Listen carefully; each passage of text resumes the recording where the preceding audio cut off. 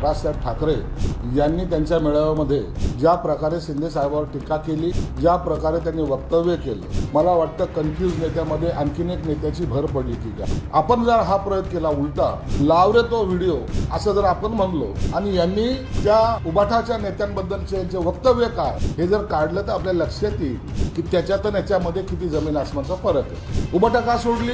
काय वक्तव्य होतं तुमचं की शिवसेना प्रमुखाच्या आजूबाजूला हा शब्द राजसाहेबाचा आहे, परंतु अशा वेळेला जे 18-19 वर्ष तुम्ही जो संघर्ष केला, तुमच्या बरोबर असलेल्या मनसैनिकांनी जो संघर्ष केला, त्याचं काय? आम्ही जेव्हा उठाव केला त्यावेळेला आम्ही एक चांगलं धाडसी पाऊल उचललं. हे कोण बोललं होतं? आम्ही तुम्हाला चाटू वाटायला लागलो. ज्यांच्या विरोधात तुमचा संघर्ष चालू होता ते जवळ वाटायला लागले. आता मनसैनिकांना माझा प्रश्न आहे, तुमची अवस्था काय? उद्या त्या मनसैनिकांनी काय घोषणा द्यायच्या? शरद पवार साहेब आगे बढ़ो, हम तुम्हारे साथ है.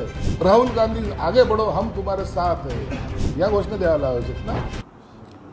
काल महाविकास आघाडीचे नेते श्रीमाननीय राजसाहेब ठाकरे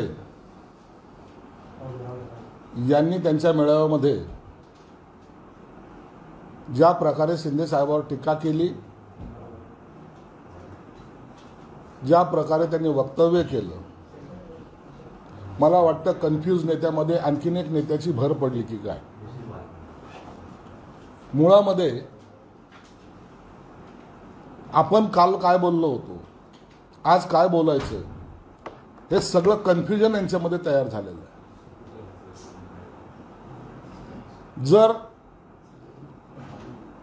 आपण जर हा प्रयोग केला उलटा, लाव रे तो व्हिडिओ असं जर आपण म्हणलो आणि यांनी त्या उबाठाच्या नेत्यांबद्दलचे जे वक्तव्य काय हे जर काढलं तर आपल्या लक्षात येईल की त्याच्यात आणि याच्यामध्ये किती जमीन आसमानचा फरक आहे.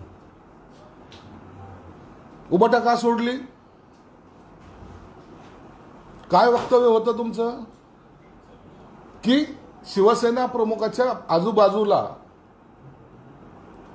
हा शब्द राजसाहेबाचा आहे.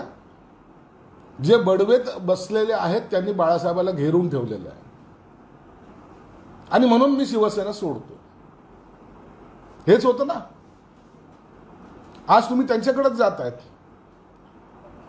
त्या बडव्यांनी स्वतःचं एक साम्राज्य स्थापन केलंय, हे तुमच्या भाषेमध्ये, आणि तुम्ही रोज जाताय तिथे. 10 वेळेला गेले काय ना 12 वेळेला गेले, त्याच्याशी आम्हाला काही घेणं देणं नाही.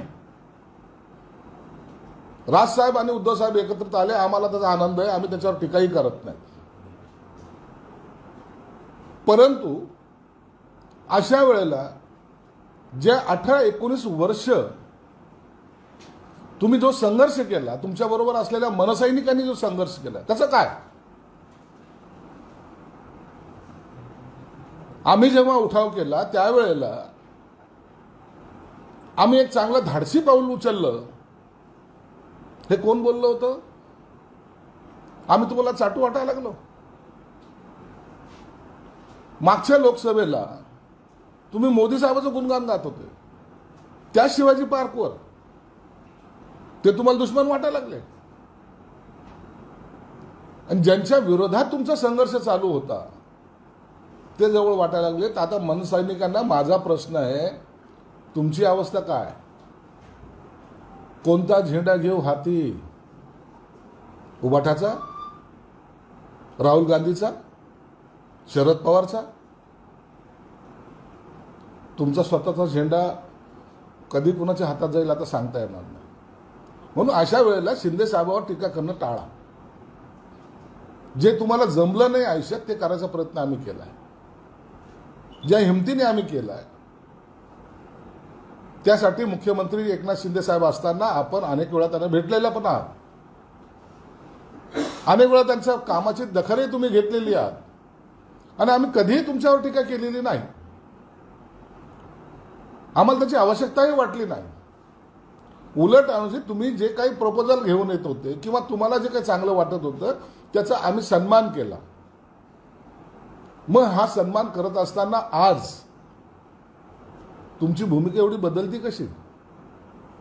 उद्या त्या मनसैनिकांनी काय घोषणा द्यायच्या? शरद पवार साहब आगे बढ़ो, हम तुम्हारे साथ है. राहुल गांधी आगे बढ़ो, हम तुम्हारे साथ है. या घोषणा द्यायला हव्यात ना. म्हणून म्हणलो की लावरे तो व्हिडिओ जर काढला तर 18-19 वर्षाचा संघर्ष हा कुठे गेलाय हे आपल्याला लक्षात येईल. मला तर वाटतं काही दिवसात मनसेने आता थांबलं पाहिजे, त्यांनी उभाट्यामध्ये सामील झालं पाहिजे, त्याशिवाय पर्याय नाही राहिला. शिंदे साहेबांवर टीका करायचं काम अनेक जण करतात, त्याच्यामध्ये आणखीन जर काही भर पडत असेल तर आम्हाला त्याचा काही फरक पडत नाही. शिंदे साहेब जी हिंमत दाखवतात ही अख्ख्या महाराष्ट्राने पाहिलेली आहे, जाणलेली आहे आणि त्यांच्या ताकदीच्या बद्दल आम्हाला गर्व नाही तर आम्हाला अभिमान आहे. एक माणसाने जी शिवसेना इतरांच्या दावणीला बांधण्याचा प्रयत्न केला, लाचारी पत्करण्याचा प्रयत्न केला, बाळासाहेबांचे विचार विकण्याचा प्रयत्न केला, त्यांची दुकानदारी मांडण्याचा प्रयत्न केला, त्याला जपण्याचं काम एकनाथ शिंदे साहेबांनी केलेलं आहे. म्हणून आता तुमची भूमिका काय याबद्दल आम्हाला घेणे देणं नाही आणि आम्हाला त्याच्यावर बोलायचं, भाष्य करण्याची आवश्यकता सुद्धा नाही. राहिला निवडणुकीचा प्रश्न, त्या इलेक्शन कमिशनरचा प्रश्न, त्याबद्दल तुमचं काही मत असू द्या, आम्ही त्याचा विरोध करतच नाही. तुमची ती भूमिका आहे आणि ते खरं असेल तर ते झालंही पाहिजे. आम्ही त्याला कुठेही आडवं येणार नाही किंवा आम्हाला त्याची गरजही नाही, आम्हाला आडवं येऊन करायचं काय. जर असे चुकीचे मतदार येत असेल तर निश्चितच ते काढले पाहिजेत. मग ते कोणत्या पक्षाचे, कोणत्या जातीचे, कोणत्या धर्माचे, आम्हाला त्याच्याशी काही घेणं देणं नाही. यादी क्लीन असली पाहिजे हे आमचंही मत आहे. परंतु जे चांगलं आहे त्याला पाठिंबा नेहमीच आम्ही दिलेला आहे. परंतु राजकीय भूमिका दरवेळेला बदलून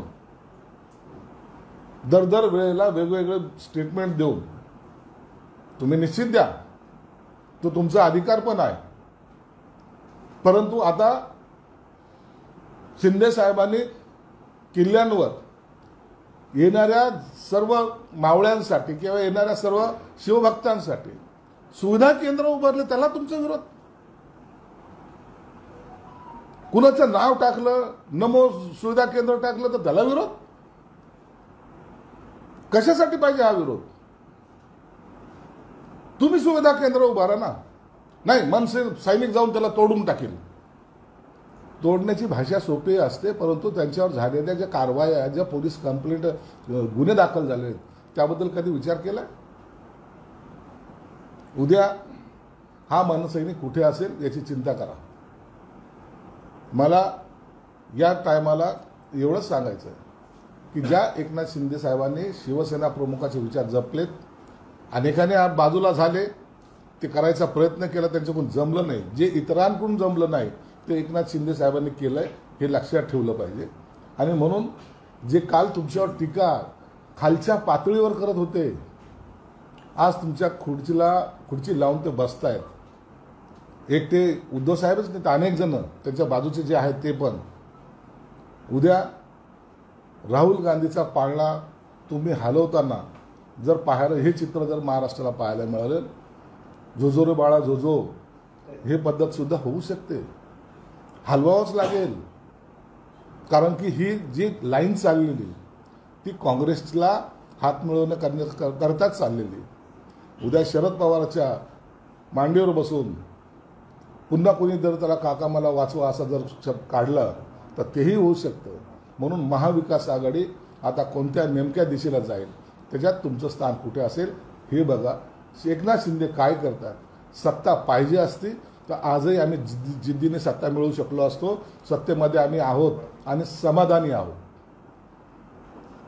मुख्यमंत्र्याची खुर्ची ही आमच्यासाठी महत्त्वाची नव्हती, आम्हाला शिवसेना वाचवणं हे महत्त्वाचं होतं. म्हणून जे काम आम्ही हाती घेतलंय ते पूर्ण केल्याचा अभिमान आम्हाला आहे.